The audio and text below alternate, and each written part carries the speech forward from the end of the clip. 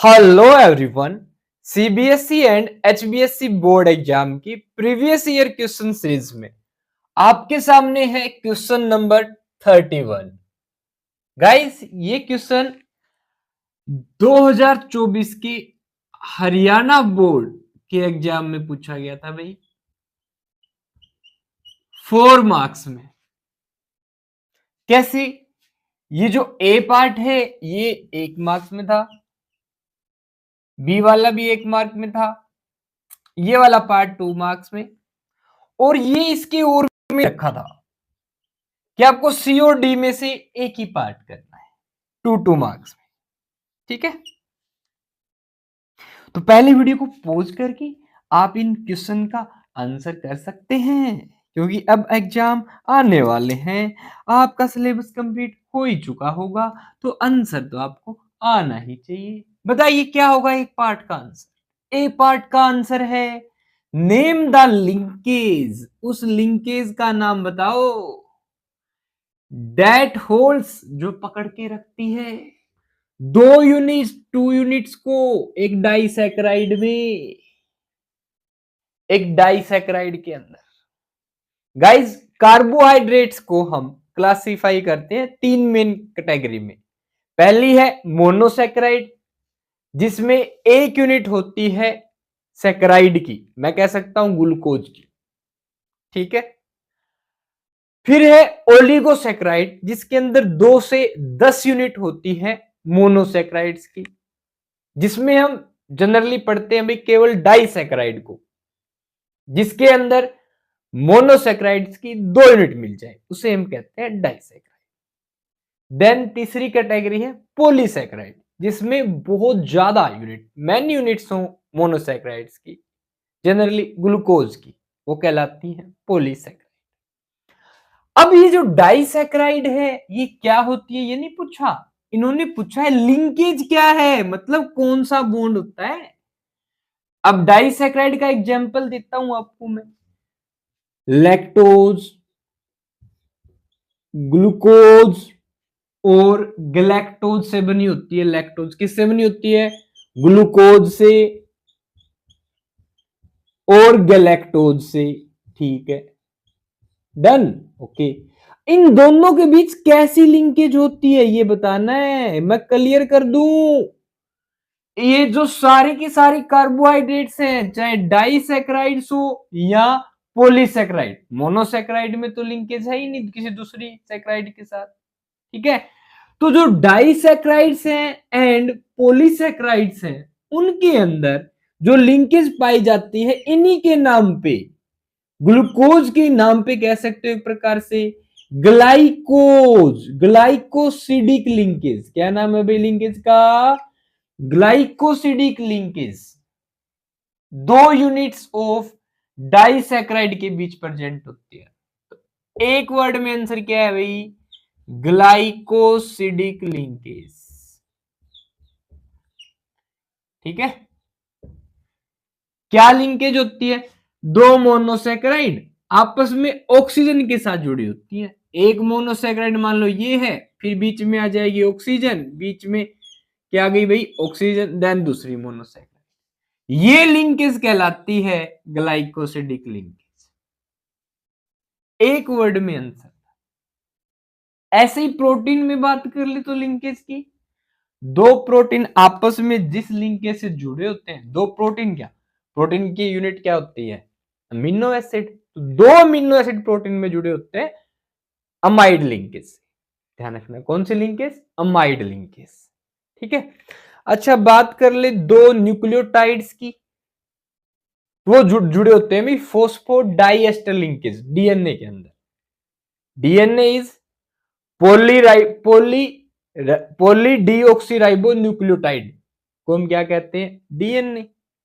Polymer होता है deoxyribo nucleotides का, ये जुड़ा होता है, इसमें 2 न्यूक्लियोटाइड आपस में फॉस्फोडाइएस्टर लिंकेज से जुड़ते हैं। ध्यान रखना, ये 3 लिंकेज पूछे जाते हैं, मैंने बता दिया आपको। क्वेश्चन में था यहां glycosidic linkage. That's all. Okay, अगला है B part. Which disaccharide is found only in animals? ओ भाई, किसमें पाई जाती है? एनिमल्स में, प्लांट्स में नहीं होती है। ऐसी डाइसैक्राइड का उदाहरण देना है। 3 ही डाइसैक्राइड है भाई। लैक्टोज एक तो ये हो गई, ठीक है। एक होती है सुक्रोज और एक होती है माल्टोज। अब भी अगर आप गलत कर रहे हो तो कुछ नहीं कर सकते भाई, तीनों में से एक अंदर करना है। गाइस लैक्टोज का नाम है दूसरा मिल्क शुगर। ये हिंट दे दिया मैंने। क्या प्लांट मिल्क देते हैं क्या? बता दो भाई।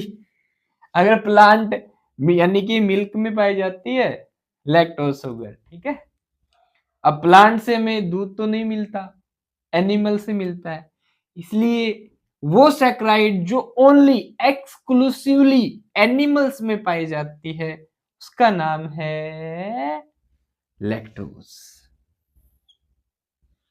इसकी 2 यूनिट होती है, ग्लूकोज और गैलेक्टोज। अच्छा, सुक्रोज की भी 2 यूनिट होती है, बताओ जल्दी से। एक glucose glycosidic bond with fructose, इसमें दोनों ग्लूकोज होती है भाई, माल्टोज में, ठीक है, ध्यान रखिए।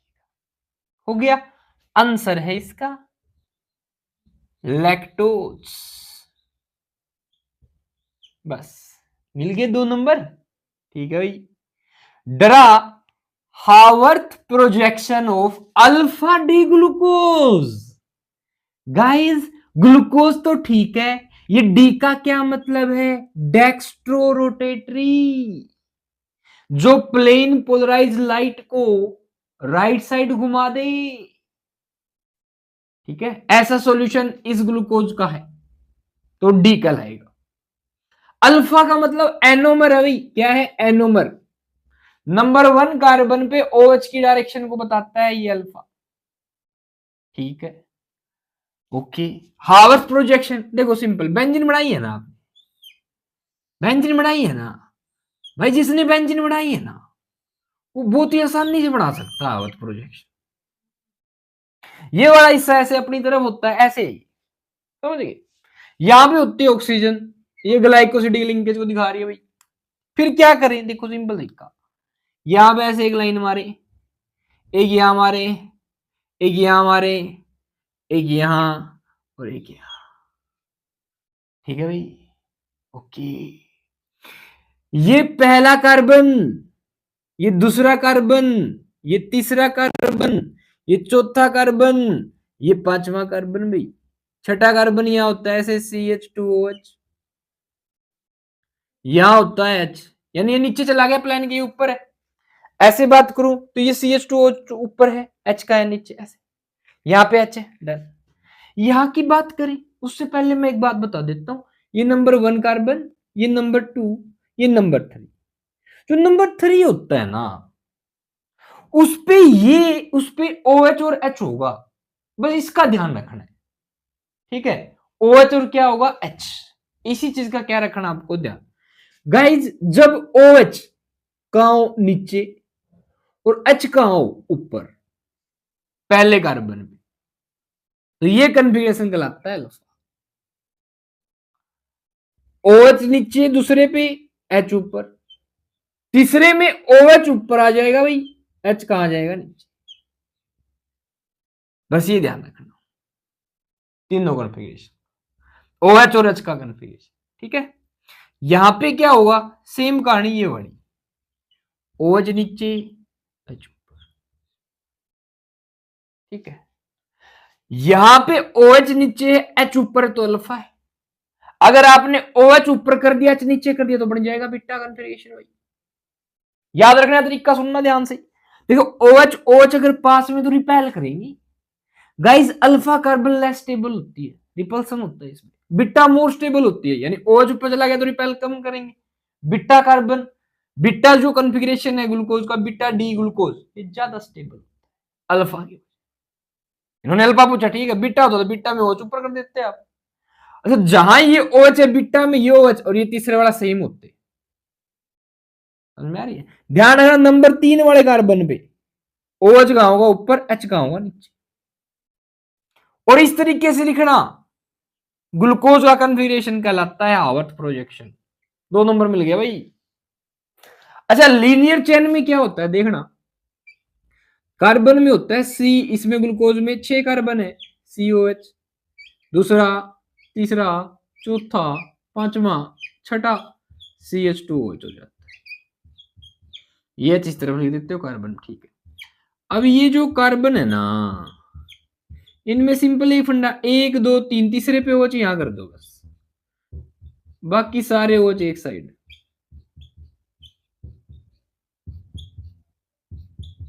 ये बना दिया भाई स्ट्रक्चर, ये ग्लूकोज का ओपन चेन स्ट्रक्चर है, ठीक है। इसी में वो आपसे पूछ लेते हैं फिशर प्रोजेक्शन, क्या पूछ लेते हैं भाई, फिशर प्रोजेक्शन और पूछ लेते हैं। ये उन्होंने हावर्थ पूछी, फिशर बता दो, ये तो हो गया होगा, लिख लिया होगा आपने। फिर भी मैं अगर बात कहूं तो कहूं तो इसी में कर देते, देख लो यही बना देते हैं। क्या बना देते हैं, फिशर प्रोजेक्शन कैसे बनाओगे, सिंपली क्या करना है देखना, ये कार्बन, ठीक है, ये दूसरा कार्बन, ये तीसरा, ये चौथा, ये पांचवा, और ये CH2OH। देखना, यहां से पांचवें कार्बन से और यहां से पहले कार्बन के बीच एक ऑक्सीजन डाल दो, ये हो गया। उसके बाद सबके ऊपर ऐसे करो, टुचुक टुचुक टुचुक टुचुक टुचुक टुचुक टुचुक टुचुक, यहां पे H, ठीक है, 1 2 3, 3 पे OH इस तरह पकड़ना है आपको, यहाँ H, यहाँ OH, यहाँ OH, यहाँ H, यहाँ H, ये 4 CHOH होते हैं। यहां से H O यहां चला गया तो एक H रह गया यहाँ का। देखना गाइज, यहाँ पे और यहाँ पे H हो जाए और यहाँ पे क्या हो जाए H। अब इस कार्बन पे अगर ये OH देखा जाए, ये लेफ्ट साइड ये राइट साइड है, तो इसे हम कहते हैं क्या भाई, alpha D glucose, Fischer projection है, this is Fischer projection. Beta करनी है तो कुछ नहीं करना, इस OH को अगर आप इधर ले आए तो ये हो जाएगी beta projection, beta D glucose Fischer projection. यहां OH ऊपर ले गई, beta D glucose Haworth projection, this is open chain structure of glucose. लो भाई, कोई भी पूछ ले आप, ओपन चेन ग्लूकोज। और क्या पूछ लेते हैं, सेकेंडरी अल्कोहल के कितने नंबर है इसमें, देख लो भाई, जो कार्बन टच किया वो सेकेंडरी कार्बन है जिसपे OH ग्रुप है। एक होता है प्राइमरी अल्कोहल, ये प्राइमरी अल्कोहल है, एक होता है एल्डिहाइड ग्रुप ग्लूकोज, ठीक है। अच्छा, फिशर प्रोजेक्शन में पूछे तो 1 OH, 2 OH, 3 OH, 4 OH, 5 OH group हो जाते हैं, ध्यान रखना। ये अब बिट्टा हो गया है, OH इधर ले गए, H इधर ले गए तो बन जाएगा अल्फा, क्योंकि OH इधर आते हैं, OH OH में रिपल्सन लेस स्टेबल, यही तरीका है, ध्यान में तो ऐसे ही ध्यान रखता हूँ, बीटा मोर स्टेबल होता है। डन हो गया भाई, 2 नंबर आ गए, 4 नंबर मिल गए। नेक्स्ट क्वेश्चन, इसका अर्थोपाठ है, ये करना आपको। अच्छा, कुछ बच्चे एक्स्ट्रा समझदार बन जाते हैं भाई, क्या कैसे, वो ये वाला पार्ट अटेम्प्ट कर देंगे, ठीक है भाई, ये भी अटेम्प्ट कर देंगे भाई, ठीक है, आपके पास टाइम है भाई, इतना भी अटेम्प्ट नहीं करना होता। अगर आपको श्योर है ना कि ये आपका सही है, तो गाइज ये वाला पार्ट अटेम्प्ट कर लेना, फिर उसके बाद मूर्खता है। जब आपको पता चल गया ना ये सही है, क्यों करना भाई, ये छोड़ दो, ठीक है, कोई जरूरी नहीं है। हाँ, ये नहीं आता फिर ऊपर ही आप ये वाला कर दीजिए, समझ में आ रही है, CD, मैं तो D का थो ही मान लेना, बस ऐसे ही समझा दिया, CC कर देता और लिख के, ठीक है, कर देता हूं मैं, करते कोई दोनों में से एक करना है। क्वेश्चन, व्हाट इज ग्लाइकोजन, क्या है glycogen, glycogen is a polysaccharide, ये एक पॉलीसैकेराइड होती है, मेड अप ऑफ, बनी होती है, made up of alpha D glucose, छोट में लिख रखा हूं भाई, अल्फा डी ग्लूकोज, ठीक है। It is stored as food in animal, ठीक है, stored as food in animal, यानी हमारे लिवर और मसल्स की सेल्स में स्टोर होती है ग्लाइकोजन, ठीक है, वो ग्लाइकोजन को हम एनिमल स्टार्च भी कहते हैं, ठीक। इन्होंने क्वेश्चन ही पूछ लिया आपसे, क्या how it is different from starch, और सुनना ध्यान से गाइस, स्टार्च भी अल्फा डी ग्लूकोज से बनती है, बट ध्यान रखना starch is not a single component, starch is mixture of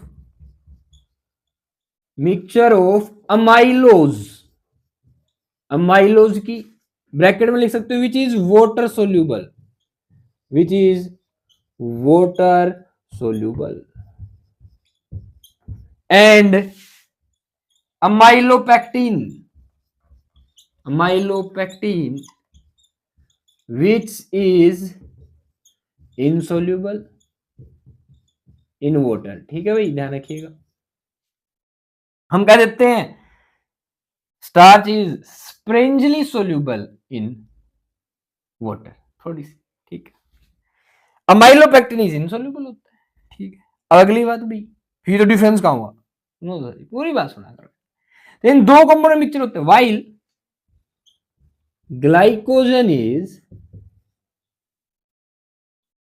single component होता है भाई, पहला तो ये हो गया। अगली बात क्या है भाई ग्लाइकोजन की, ये जो माइलोपेक्टिन है ना, अकेली इसके इक्विवेलेंट हो जाती है ग्लाइकोजन, समझ आ रही है, जो ग्लाइकोजन होती है उसके अंदर ब्रांचिंग ज्यादा होती है as compare to this amylopectin, although glycogen is water insoluble, amylopectin जैसी होती है, क्या फर्क होता है, फिर आप लिखेंगे in compare to amylopectin structure, in compare to amylopectin glycogen is highly branched, ये ध्यान, क्या मतलब है देखना एक बार, जो ग्लाइकोजन है ना इसके अंदर जो ब्रांच होती है ये ज्यादा होती है, लेकिन ब्रांच के अंदर जो नंबर ऑफ ग्लूकोज यूनिट होते हैं ना वो कम होते हैं एज कंपेयर टू अमाइलोपेक्टिन।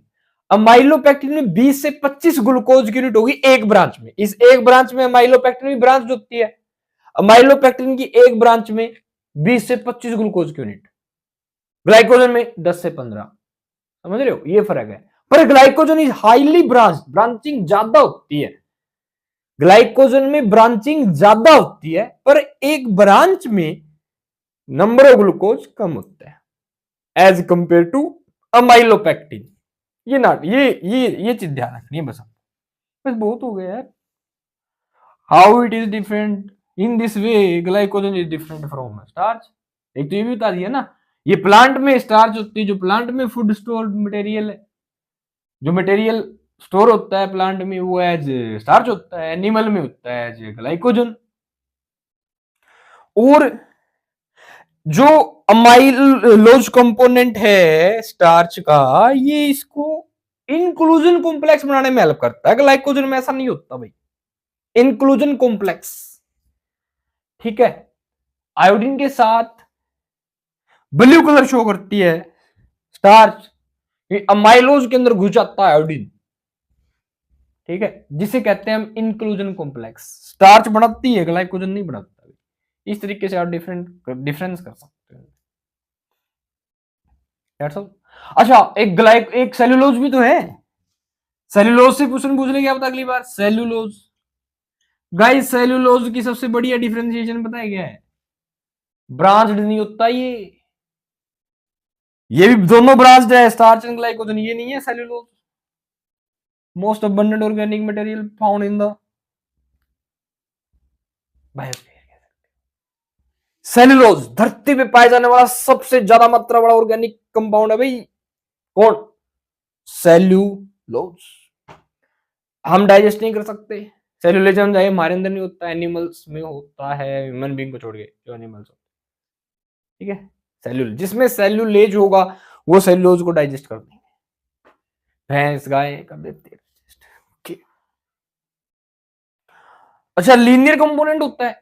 एक और बात, बीटा डी ग्लूकोज होती है सेल्यूलोज में, तभी तो सबसे ज्यादा स्टेबल है, इनमें अल्फा है दोनों में, दैट्स व्हाई कम स्टेबल है। यहां से क्लियर हो गया, beta component is more stable, ध्यान रखना, ठीक है भाई। या हमने ये स्ट्रक्चर अल्फा का बनाया है, अगर मैं यहीं पे इसकी जगह अगर मान लो बीटा का बनाना, तो फिर बता देता हूं आपको, यहाँ ओएच कर दो, यहाँ एच कर दो, हो गया बीटा का। अब ये क्या कहलाएगा बीटा, अल्फा आपने नोट कर ही लिया। Okay report. तो ये क्वेश्चन था भाई 4 मार्क्स में 31th question of Haryana board 2024 के एग्जाम का, ठीक है। तो गाइज इस तरीके से हमने क्वेश्चन अटेम्प्ट कर लिया है। किसी प्रकार की कोई क्यूरी हो आपकी तो कमेंट में पूछिए। गाइज 31 वीडियो आपके सामने है, जो कि प्रीवियस ईयर क्वेश्चन सीरीज के अंदर है, आपके प्रीवियस बोर्ड एग्जाम में पूछी जा चुकी है। तो इन क्वेश्चंस को अच्छे से अपनी नोटबुक में बनाइए। किसी प्रकार की कोई क्यूरी हो ना आपकी, किसी और कंसेप्ट को लेके भी आप कमेंट में पूछ सकते हैं। अच्छे से पढ़िए। All the best.